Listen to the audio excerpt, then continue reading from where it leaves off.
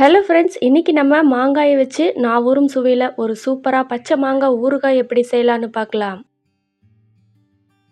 இப்போ இந்த ரெசிபி செய்யறதுக்கு 2 மாங்காய் நல்லா கழுவி எடுத்துட்டு, நல்லா ட்ரை கிளாத் வச்சு நல்லா தொடச்சி எடுத்துட்டு, இது போல சின்ன சின்ன பீசஸா கட் பண்ணிக்கலாம்.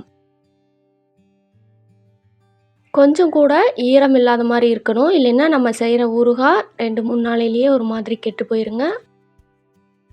அதனால் கொஞ்சம் கூட ஈரத்தன்மை இல்லாத நல்லா தொடச்சி எடுத்துட்டு இது போல் கட் பண்ணி வச்சுட்டு, 1 டீஸ்பூன் கடுகு, 1 டீஸ்பூன் அளவு வெந்தயம் சேர்த்துக்கலாம்.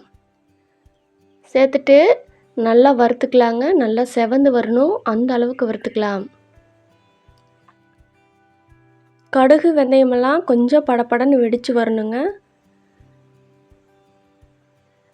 இது போல் நல்லா கடுகு வெடித்து வர வரைக்கும் மீடியம் ஃப்ளேமில் வச்சுட்டு நல்லா வறுத்து விட்டுக்கலாம்.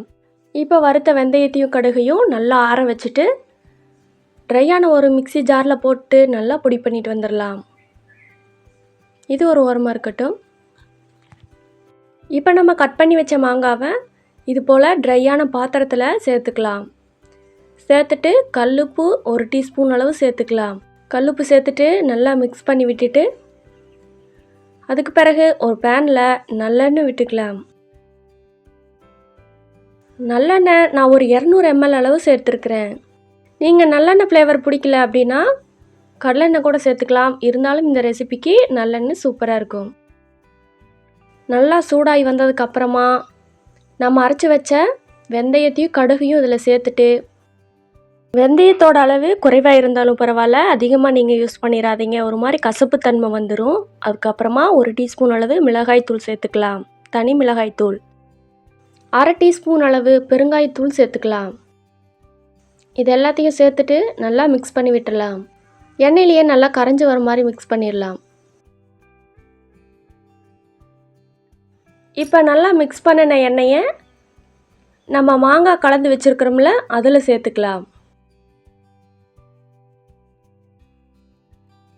எண்ணெய் முழுமையாக அதில் சேர்த்துட்டு அதையும் ஒரு கரண்டி வச்சு நல்லா கிளறி விட்டுடலாம். நம்ம கிளற கரண்டியும் நல்லா ட்ரையான கரண்டியாக இருக்கணும். கொஞ்சம் கூட ஈரம் இல்லாத ட்ரையான கரண்டியாக இருக்கணும். நல்லா மிக்ஸ் பண்ணி விட்டுடலாம். எல்லா மாங்காயிலையும் மிக்ஸ் ஆகிற மாதிரி நல்லா மிக்ஸ் பண்ணி விட்டுட்டு அதை அப்படியே வச்சிடலாம். இந்த மாங்காய் ஊறுகாவை ஒரு ஏர்டைட் கண்டெய்னரில் போட்டு ஃப்ரிட்ஜில் ஸ்டோர் பண்ணி வச்சிங்கன்னா 6 மாதம் வரைக்குமே கெடாது, சூப்பராக இருக்கும். நீங்கள் இதை எடுத்து யூஸ் பண்ணும்போது ட்ரையான ஸ்பூன் மட்டும்தாங்க யூஸ் பண்ணணும். அப்போ தான் ரொம்ப நாளைக்கு கெடாமல் இருக்கும். கொஞ்சம் கூட ஈரம் இல்லாத ட்ரையான ஸ்பூன் யூஸ் பண்ணிங்க அப்படின்னா 6 மாதம் வரைக்குமே இந்த ஊறுகாய் சூப்பராக இருக்கும். இதே போல் நீங்களும் வீட்டில் ட்ரை பண்ணி பார்த்துட்டு எப்படி இருந்துச்சுன்னு சொல்லி கமெண்ட்டை சொல்லுங்கள். நம்ம சேனலை லைக் பண்ணிவிட்டு சப்ஸ்கிரைப் பண்ணிக்கோங்க.